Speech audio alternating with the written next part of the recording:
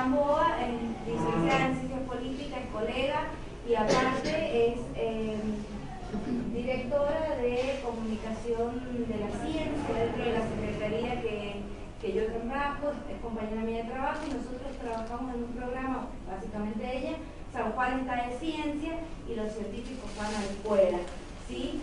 En el día de hoy hemos traído una charla que es sobre derechos humanos y Valeria les va a contar un poquito más de qué se trata y quiénes son las personas que nos acompañan, ¿sí?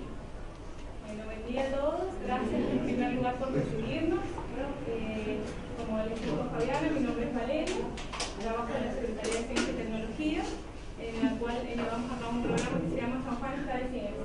Este programa consiste en que los científicos de las universidades que están en San Juan visiten las escuelas y realizan distintas actividades que les permiten difundir los resultados de sus investigaciones y acercarse a distintos puntos preguntando a qué investigan, qué se investiga en la universidad, para qué se investiga, por qué es importante investigar. ¿Está bien? Hoy tenemos acá presentes a Germán Norte, que es el coordinador del CONICET de San Juan, que después si quieren preguntarle qué es CONICET y todo, se lo debe preguntar a Germán. Y los expositores, a quienes agradecemos su presencia, es Andrea Klimen, Gerardo Lafeta y José Casas. ¿Está bien? Ellos les van a dar una charla. Y Carlos Pureta. Hola, ¿qué tal? Ellos les van a dar charla sobre derechos humanos. Ellos investigan en la Facultad de Ciencias Sociales de la Universidad Nacional de San Juan.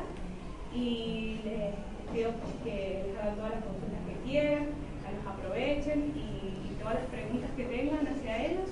Aprovechen hoy porque tenemos que recorrer todo San Juan. La idea es ir a todas las escuelas que más podamos con las charlas de San Juan está de Ciencia. Y bueno, hoy tuvimos la oportunidad, gracias a Fabiana y a la directora que nos recibió, de venir hoy a su escuela. Bueno, eso es todo. Bien, Juan. Podemos empezar, ¿cierto? Adelante. Muchas gracias. Bueno, hola, buenos días. Nuestro proyecto de investigación trabaja principalmente a partir de los juicios de lesa humanidad que se han desarrollado por la Universidad Nacional de San Juan, juzgando los crímenes cometidos durante la última dictadura acá en San Juan. La exposición se va a organizar, va a empezar el profesor Casas. Vende por favor, todavía no. Y aparte necesitamos va a empezar el profesor Casas contándonos un poco qué son los juicios, después voy a continuar yo con una breve exposición explicando cuál es la importancia de los juicios para nuestra condición como ciudadanos, y después Carlos nos va a mostrar su plataforma que tiene un par de registros y recursos multimedia. ¿Bien? ¿Profesor?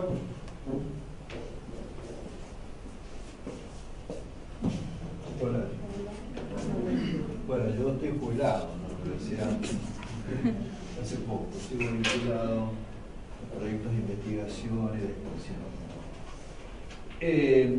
En realidad no vamos a hablar de derechos humanos directamente, sino derechos humanos aparece como una consecuencia necesaria y más que consecuencia, como un significado fundamental de esto que nos centramos en muchos años de investigación, que sucedió en nuestro país mucho antes de que ustedes nacieran, en 1976, periodo hasta 1983, que fue aquello que ustedes deben tener algún tipo de información, que la dictadura militar, luego fue llamada o caracterizada como dictadura cívico-militar, el golpe de Estado del 24 de marzo de 1976, y como saben ustedes, digamos, el día que es el periodo, digamos, de conmemoración de este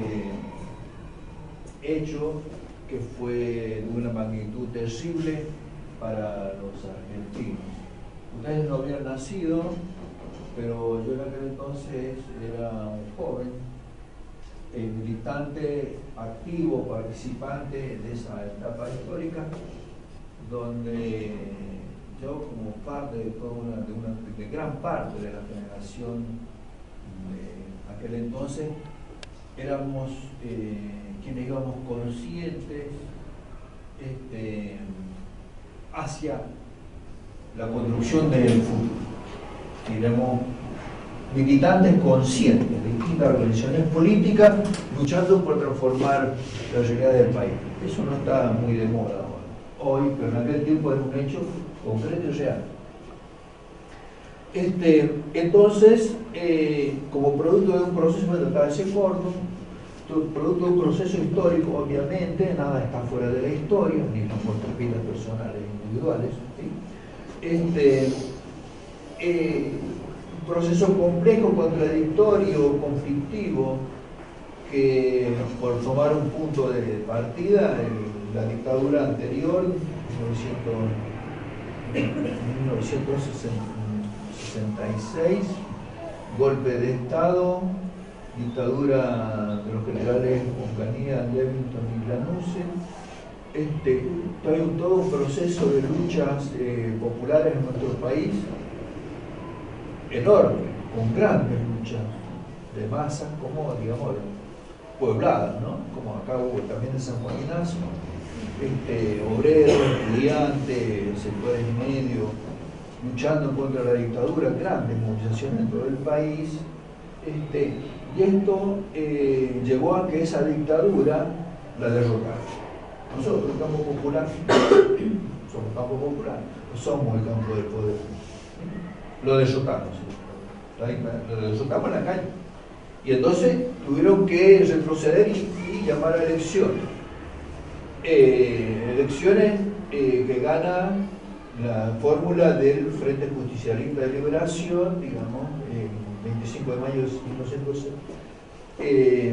1973, asume Cámpora como presidente del país. Poco tiempo después renuncia, se hace un nuevo llamado a elecciones y es candidato a presidente el general Perón, que había estado muchos años en el exilio en España, regresa y era un gran líder, digamos, de los argentinos y gana las elecciones, abriendo un futuro muy interesante, muy esperanzado para la Argentina. Lamentablemente ese futuro, que era el mejor de los sueños, se convirtió en la peor de las pesadillas.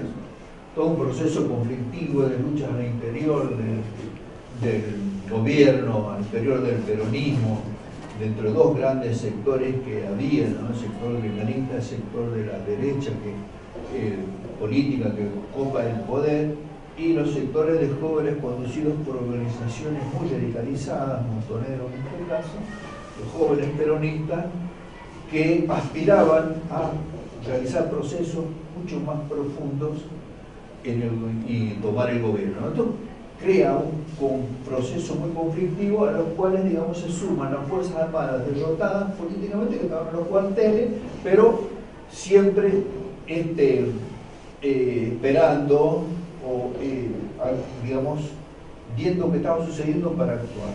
Bueno, un proceso complejo, rápido, agitado. 1973, 1976, vamos avanzando los argentinos terriblemente y como fatalmente hacia un nuevo golpe de Estado. Pero este golpe de Estado nos hundió en una masacre, matanza, asesinato sin cuartel, con el golpe de Estado. Los militares, 24 de marzo de 76, salen de los cuarteles, toman el poder y comienzan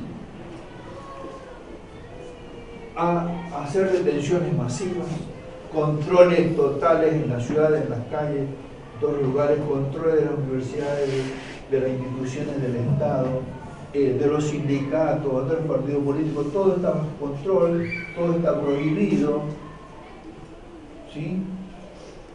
Detenciones masivas y después comienzan los secuestros y asesinatos masivos.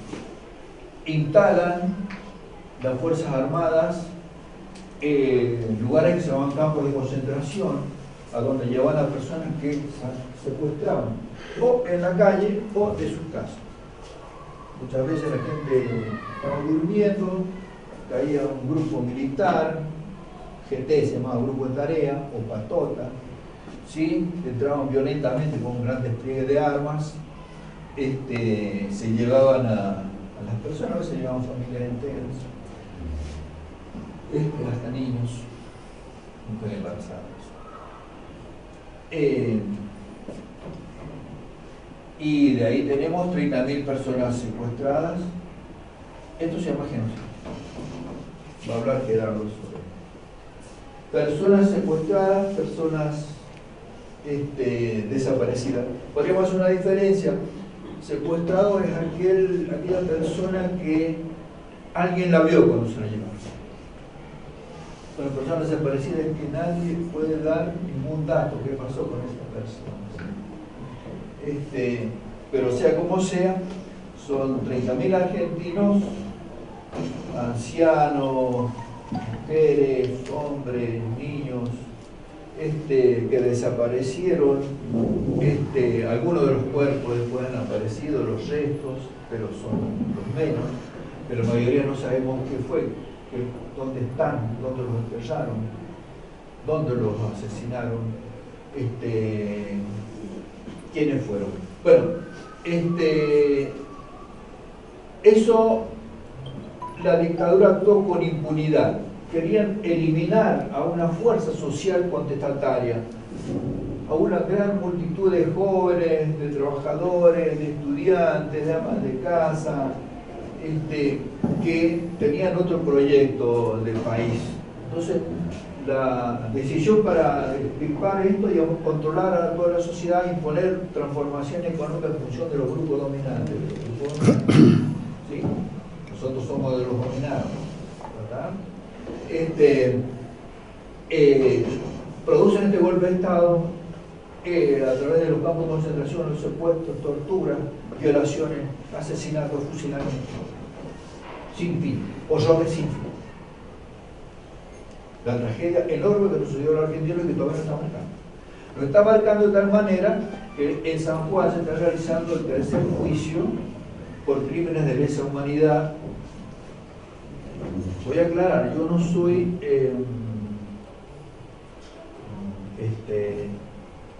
una persona desinteresada, yo soy un testigo que ha declarado en los juicios, ¿sí?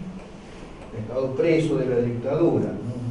Esto no es algo que sucedió en el fondo del tiempo, que no tiene que ver con nosotros, tiene que ver con nosotros. Todavía está sucediendo, todavía está sucediendo. Todavía no sabemos qué pasó con la mayoría de los jóvenes y de las personas secuestradas. Todavía hay un montón de niños que ya son hombres, ¿sí? Que o fueron secuestrados muy chiquitos con su mamá, o estaban en el vientre de la madre, estaban gestándose y fueron apropiados por los militares. Se van encontrando de a poco, pero falta una gran parte, ¿no? Esto es uno de los crímenes más aberrantes. Secuestrar a niños o a bebés recién nacidos, ¿sí? Apropiárselos, matar a sus manos,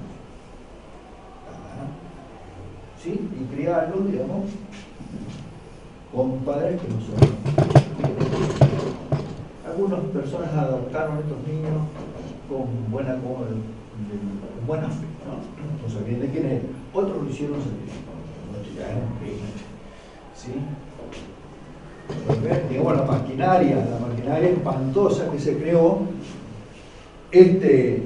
con la consigna de matar, de aniquilar, de exterminar, de producir un genocidio para hacer desaparecer a un sector de la sociedad argentina para poder controlar, normalizar, imponer una disciplina. Esto sigue sucediendo. Todavía estamos, por eso están los juicios. Los criminales ya están veteranos, los autores de los secuestros, torturas, asesinatos, violaciones. En San Juan el tercer juicio se va a definir dentro de poco. ¿Cuántos son los imputados? Son 26 imputados, han fallecido 2 y han pasado casi 300 testigos en audiencias que empezaron el año pasado en marzo hasta las últimas que fueron en julio, que después vino el proceso de las alegaciones de las defensas. Bueno, entonces, esto que está en el cuerpo de la sociedad argentina y del cual tenemos que tener memoria y presente siempre. ¿Por qué? no podemos ser indiferentes ante esto, porque es algo que no debe volver a suceder. Entonces decimos, partimos de esto, de la negación de los derechos humanos para llegar al punto de la afirmación de los derechos humanos, de la vigencia plena de los derechos humanos. Y los derechos humanos son muchos y son múltiples. Y digamos, nosotros como tenemos que ser personas conscientes, ciudadanos conscientes de nuestros propios derechos, que son también derechos colectivos, los derechos de todos. Los derechos humanos son de todos, no son de uno, son de todos, ¿sí? Y por igual. Nadie puede tener más derechos que el otro. Sin embargo, esto en términos generales, abstractos y humanos. En realidad vivimos en estructuras donde hay dominante y dominante. Clase dominante y clase dominante. De todas maneras, la lucha por los derechos humanos es una lucha constante y aprendimos dolorosamente los argentinos a partir de esta tremenda tragedia que nos sucedió, de la importancia del respeto y vigencia de los derechos humanos. El primer derecho es la resistencia, a que no te quiten la vida, ¿sí? Y debe haber un conjunto de derechos, ¿sí? Para que se van extendiendo, por supuesto, el derecho al trabajo, a la educación, a la salud, a la vivienda, ¿sí? El derecho a, los últimos derechos que se fueron abriendo en la Argentina, el respeto a las minorías, los derechos de los pueblos originarios, de las mujeres, esto que no se resolvió, ¿no es cierto?, la negación de la ley de aborto, que va a seguir, que está presente en la sociedad argentina, ¿no? Esto es porque vamos aprendiendo también, ¿no? No más maltrato ni golpear a las mujeres, no más sacar el machismo y el patriarcalismo, ¿sí? Y respetar a las mujeres en las mismas condiciones, ¿no? que los famosos hombres, que supuestamente son los que dirigen los derechos. ¿Qué termina con todas concepciones, esas ideologías machistas, tradicionales? Va creando cada vez más derechos humanos, ensanchando los derechos humanos. Sí, esto es parte también. Porque lo que hicieron los represores era a las mujeres que tenían violarlas, ¿sí? El derecho del macho, toda esta ideología miserable y inhumana, ¿sí? Que de alguna manera se expresa en que parece que los hombres tienen derecho a golpear y matar a las mujeres. Bueno, esto rápidamente vamos bien. Gerardo. Bien, muchas gracias, profesor. Bueno, ya tuvieron un breve repaso de lo que fue un poco la historia argentina y la importancia de los derechos humanos. Yo les pregunto a ustedes, ¿ustedes sabían que se estaban realizando acá en la provincia de San Juan juicios a los criminales que cometieron estos delitos de lesa humanidad durante la dictadura? No. Bien, ¿dónde lo viste? En el diario. ¿Ustedes no lo hicieron? Perfecto. Bueno, a ver, la idea de esto es que podamos transmitir cuál es la importancia que nos sucede a nosotros como ciudadanos, especialmente a ustedes, que son nuevas generaciones que quizás no convivieron eso, pero son parte. Porque por ahí uno siente que esta cuestión de la memoria en la historia ha pasado 50 años, que quizá a nivel histórico es poco, pero para nosotros, para ustedes especialmente, es mucho, recién a nuestra edad, parece que fuera lejos, que estuviesen los libros, y no, es importante, porque hoy se está realizando estos juicios, y créanme, esto es un proceso histórico importantísimo. Cuando seamos grandes, esto va a aparecer en los libros de historia, que van a leer nuestros hijos, nuestros nietos, y quizás nosotros tengamos que volver a leer. Entonces, pensar desde un punto de vista jurídico y ético, ¿por qué es importante? Es la pregunta que nos tenemos que hacer para poder ser partícipes como ciudadanos de esto. Entonces, yo acá inicié la presentación diciendo, bueno, ¿qué es genocidio? Pero también me parecía agregar otra pregunta, ¿por qué es importante pensar y reconocer qué es el genocidio? Porque como decía el profesor Casas, el genocidio también nos alcanzó a nosotros, aun cuando históricamente no convivimos ese momento. Bien, ¿podés pasar la diapositiva, Andrea? Bien, la Comisión de las Naciones Unidas definió el genocidio como los actos perpetrados para destruir total o parcialmente un grupo nacional, étnico, racial o religioso. Acá es importante y es interesante porque se avanzó en esta definición al hablar de grupo. O sea, cuando uno habla de grupo, habla de un conjunto de personas que de alguna manera su identidad está interrelacionada. Podemos pensar un grupo con una identidad nacional, o sea, argentinos, desde San Juan, podemos pensar las mujeres como un grupo, podemos pensar las religiones como un grupo, las etnias, serían etnias, pueblos originarios, podemos pensar como un grupo. Bueno, y lo define más o menos en 4 grandes grupos. El primero serían las matanzas, o sea, la quita masiva o el asesinato masivo, que esto lo tenemos que diferenciar. No habla de guerras, sino de matanzas. O sea, una guerra no necesariamente debe ser genocida. El asesinato masivo de un grupo sí. Pero avanza, y es más interesante esto porque ya no solamente hablamos de un asesinato, sino también hablamos cuando se lesiona grave a una persona o un grupo, conjunto individual, física o mentalmente. El sometimiento, como la otra característica, de estas personas para que no puedan desarrollarse plenamente y, como decía José, impedir nacimientos o traslado forzado de niños. ¿Qué sería esto? Impedir que los grupos puedan reproducirse en su historia. O sea, quizás no hablamos de asesinatos, pero sí hablamos de quita de identidad. O sea, tratar de que un grupo desaparezca históricamente hablando. ¿Puede ser?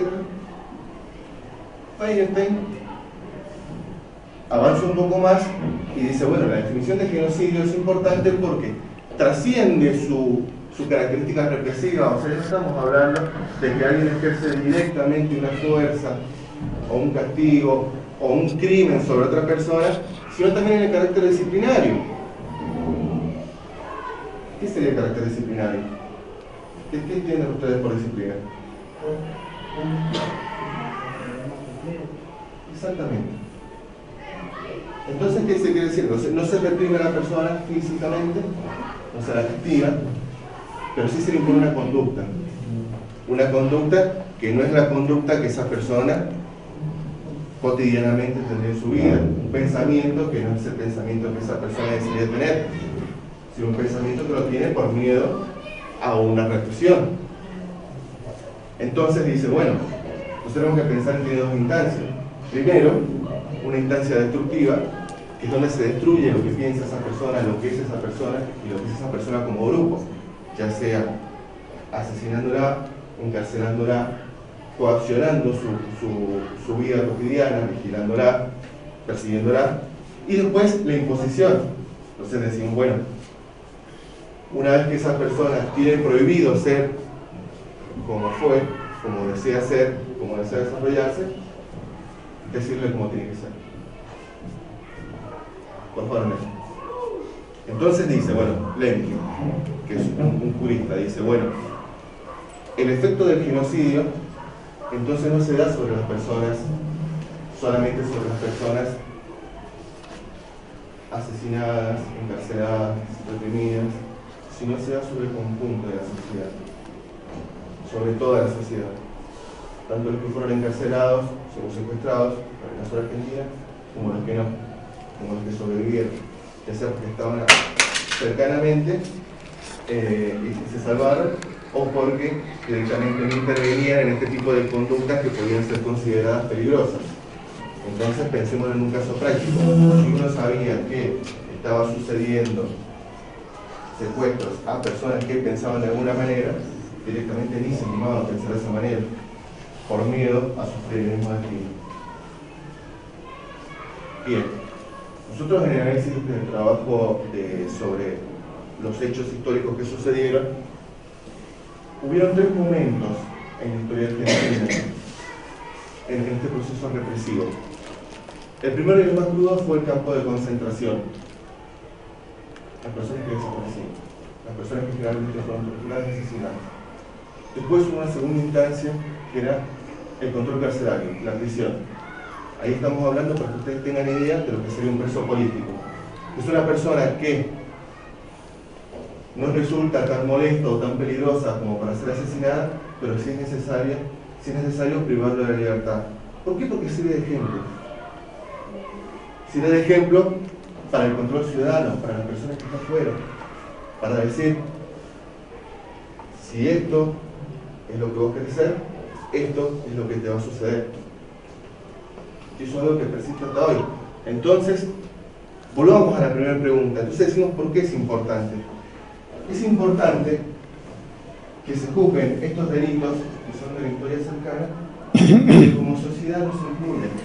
En este proceso que decía el profesor, de los grupos hegemónicos, grupos dominantes que hubo de cambio de identidad, nuestra identidad nacional, como argentinos, que tenemos un poco más de 200 años de historia, si contamos la Argentina solamente, hubo un proceso de corte. Y de repente fuimos colonizados por otras ideas que no eran nuestras, bajo la fuerza y la coacción de lo que fueron las Fuerzas Armadas. Entonces, este proceso de justicia, de memoria, es importante que nosotros como ciudadanos, especialmente ustedes, no nos olvidemos, porque es parte de lo que nos tiene que pasar, porque fuimos víctimas, quizás no tanto en lo manifiesto o en lo material, como las personas que fueron secuestradas o torturadas o encarceladas, pero sí como sociedad civil fuimos víctimas del control disciplinario. Entonces es importante que nosotros pensemos y tengamos en cuenta eso, porque eso es algo que sucedió y puede volver a suceder. Como ciudadanos tenemos que tener una actitud activa frente a todo lo que podría significar un atentado contra nuestros derechos humanos. Como decía el profesor recién, cuando hablamos de derechos humanos no hablamos de los derechos individuales, sino hablamos de los derechos que tenemos todos como sociedad. Entonces, si a usted alguien viola sus derechos humanos, no está violando solamente sus derechos, sino está violando los derechos de todos. Bien. ¿Alguna consulta? ¿Quedó claro? Bien. Ahora el profesor Ureta nos va a mostrar una plataforma que estamos construyendo, un proyecto. Nosotros nos hubiese gustado mostrárselas online, pero no tenemos internet, sobre el registro de las instancias judiciales, los testimonios, las indagatorias de los juicios de lesa humanidad que fueron desarrollados acá en la provincia. Bueno, voy a ser corto, me gustaría decir muchas cosas, además de que han dicho mis colegas, pero me parece que tenemos que entender que la violación de los derechos humanos no es un problema partidario o ideológico, es un problema del contrato de una sociedad. Cuando se empiezan a violar, se empieza a hacer, como ocurrió en Argentina, por supuesta razón de Estado, y se terminó violando los derechos humanos en proceso gente por todos. Y que ustedes han visto el famoso caso de la familia que secuestraba, ¿cómo se llama la película de... El clan. ¿Ah? El clan. El clan es un claro ejemplo de un grupo que se forma en la época del proceso para secuestrar gente por la represión política y después descubren que es un hermoso negocio y empiezan a secuestrar a sus amistades. Esto lo pongo porque, para que se entienda. A mí me tocó trabajar a partir de este programa de registro de los juicios testimónicos en INCA con la Corte de Justicia de la Nación, después en INCA con la provincia de San Juan y el gobierno de San Juan con la universidad desde el año 2010. Yo era lo que creía que nunca iba a haber juicio en San Juan. ¿Por qué? En San Juan ustedes saben que después del proceso ganó un partido que apoyaba el proceso. O sea, no ganó el radicalismo ni el peronismo. Esto implicó que en San Juan, hasta entrar al siglo XXI, no hubo ningún tipo de política concreta de saber qué había pasado con nuestra pareja. Cuando aparece este proyecto, desde la universidad, lo tomamos porque nos pareció que era un registro de un corte histórico sobre el que no hay registro, valga la redundancia. Si ustedes buscan trabajos de historia sobre lo que pasó en San Juan durante el proceso, no van a encontrar nada. Ahora están apareciendo algunas historiadoras jóvenes están trabajando sobre el rol de la prensa, sobre cómo articulaban con la acción psicológica el día de tribuna, el día de Cuyo, pero falta conocer qué pasó. ¿Y qué pasó? Así como dijo José, que hay posiciones tomadas por posicionamientos políticos que son correctos, ¿qué pasó desde algún lugar de cierta objetividad? Y en ese punto están los juicios, está la verdad jurídica, que no es toda la verdad, no lo es, pero que en el proceso que se instrumentó esto de filmarlos, se le dio transparencia. Son juicios orales, casi no hay papeles, pero todo pasa en tiempo real y hay un registro. Posteriormente, en 2013, la provincia, la CECITI, hizo una convocatoria a proyectos de comunicación audiovisual y yo presenté uno que vinculaba los juicios. Para el castillo de la CECITI, los juicios, nos presentamos, había pasado un juicio. Bueno, hoy ya termina otro juicio más y viene otro. Y el registro va a continuar porque me parece que más allá de cumplir con las exigencias administrativas, va a ser un registro público y transparente de lo que se dijo en el juicio. Después podemos discutir cada uno en su lugar. Lo que no vale acá es la discusión política de por qué no los montoneros. Porque la lesa humanidad solamente la puede hacer el Estado. Lo único que violan los derechos humanos como lesa humanidad, como genocidio, son los Estados. Y esto hay que tenerlo muy en cuenta. Porque es la responsabilidad que tiene el Estado de respetar las normas a la hora de reprimir. No es que no puede reprimir. No puede reprimir de cualquier manera. Y acá lo que pasó fue que se reprimió de cualquier manera. Pero aún desde antes del golpe de Estado. Que es lo que está ahora en discusión en este juicio que está terminando el 22 de octubre.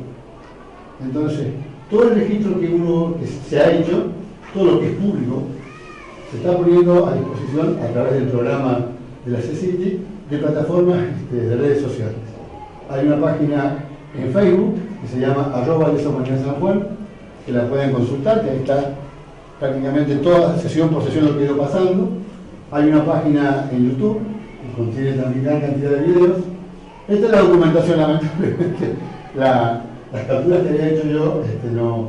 Esto es lo que le dio origen al convenio de la Corte de Justicia con el INCA. ¿Por qué se hizo esto? Porque el primer juicio de las juntas militares, por presiones de los militares, nunca se pudo difundir con audio. Lo que veíamos en el año 83, 84, eran imágenes mudas, porque los militares no querían ser juzgados, y lo tuvo que juzgar la justicia civil por esta razón. Pero eso, aunque ustedes no lo crean, se perdió. No hay registro fílmico con audio.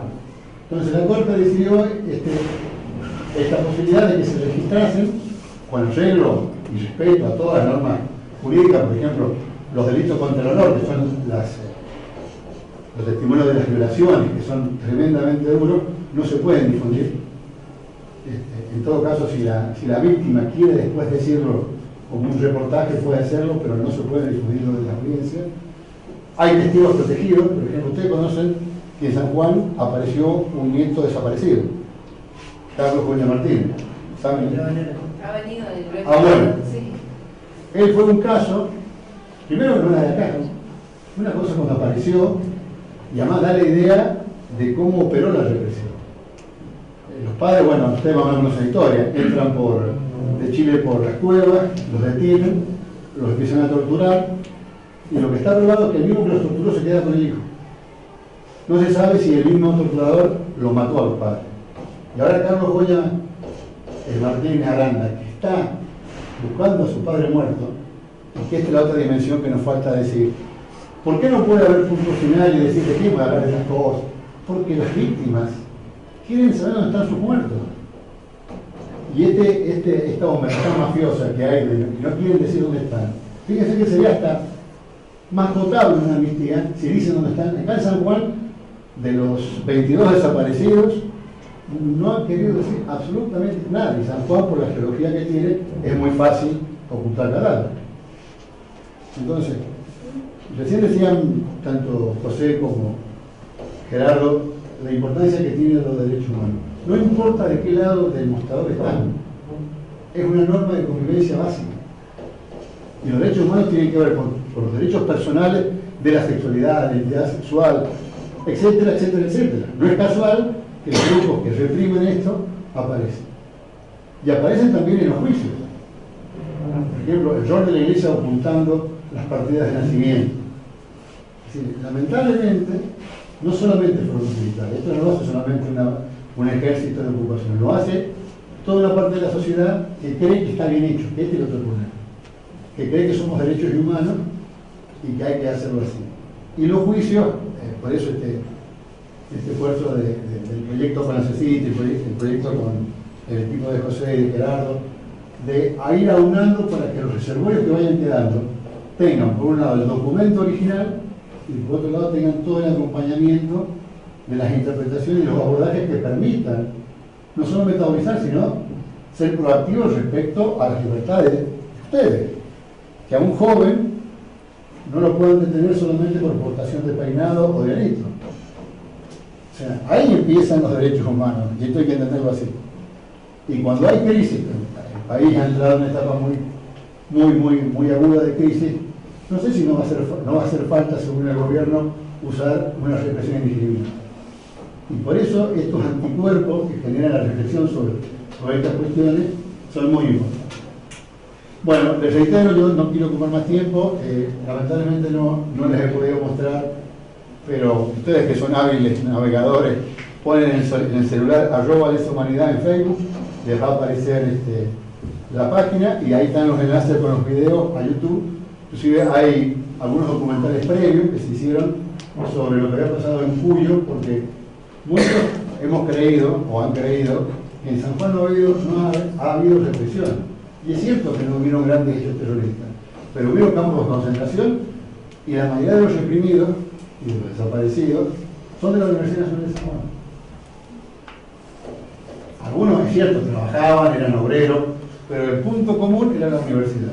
Y la universidad fue infiltrada por espías antes del golpe que marcaban a la gente, por eso fue tan fácil después detenerlo. Entonces, yo creo que el legado que tenemos para con ustedes, ya que en lo económico parece que no les vamos a dejar un país muy bueno, es al menos, si ustedes quieren, en el tipo de sociedad que queremos. Una sociedad abierta, que respete los derechos humanos, que respete la diversidad, que se han conseguido muchas cosas. Ustedes están como naturalizadas un montón de hechos que ya hoy no se discuten. A lo sumo los pueden probar algunos con el pelo muy largo, no sé, como sea la pauta de la escuela. Pero en lo otro, tienen un gran espacio de participación que, por supuesto, cada tanto parece alguna mala señal de que lo respeten. A través de la página, ¿sí, José? A través de las páginas pueden pedir material, pueden pedir alguna charla adicional, estamos para eso. Yo les agradezco mucho que hayan estado, lo que ahora les sirva y les ayude a entender un poco en el país que vivimos.